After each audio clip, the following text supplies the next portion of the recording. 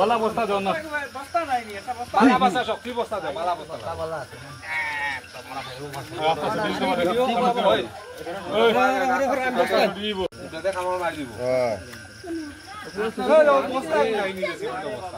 আনে আনে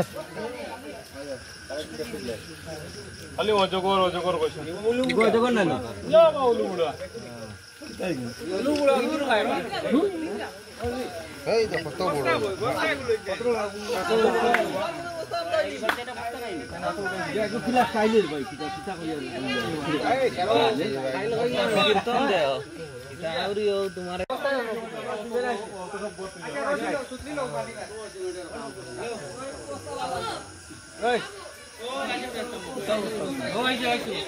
বস্তা পাওয়া যায় না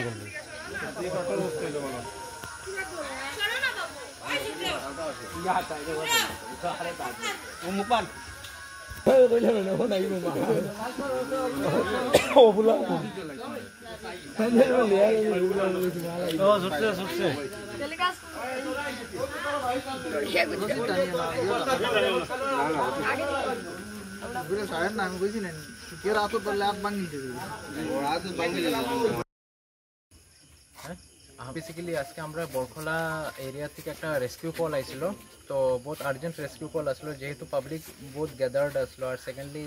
আরে পাবলিকরা বহুত মানে ডরানিও আসলো যে এই সাপটা আর কি মানে তারা ঘরের ইয়েতে ওয়ালের দিকে আসলো তো তারপরে গিয়ে আমরা খবর পাওয়ার পরে লগালগ আমরা পুরো রেস্কিউ টিম মানে উইথ বালাছাড়া বিট অফিস টিম তো আমরা সব আর কি মানে যতটুকু সম্ভব তাড়াতাড়ি পারতে আইসি তারপরে এটা আর কি আমরা রিকভার করছি তো এটার নাম হলো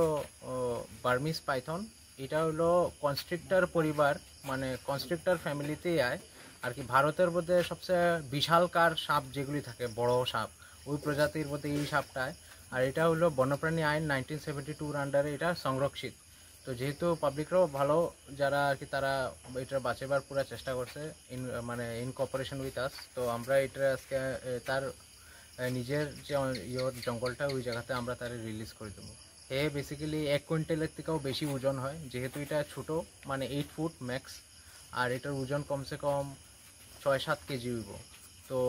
এমনি ডরের কোনো বিষয় না যে এটা বিষাক্ত না বাট অজগরের মুখে বোটটা দাঁত থাকে যেটা যদি একবার কামড়াই দেয় কেউ মানুষের তা মাংস লয়ে যাবে মানে এরম আর তার সবচেয়ে ডেঞ্জারাস জিনিস হলো পেঁচাইলে বহুত রিস্ক হয়ে যায় হাড্ডি গুঁড়া করে দিয়ে দেওয়ার মতন শক্তি থাকে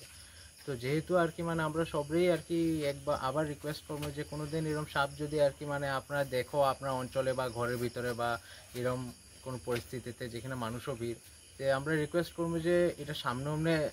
যেও না কারণ এটা হট করে কোন সময় অ্যাটাক করে দেবো কোনো ঠিক ঠিকানা নাই মানে তারা তো পশু তারা তো আর মানে তারা যদি ডেঞ্জার ফিল করে তখন গিয়ে তারা অ্যাটাক করে আদারওয়াইজ তারা সামনের থেকে দূরেই থাকা ভালো স্পেশালি বাচ্চা মানুষরা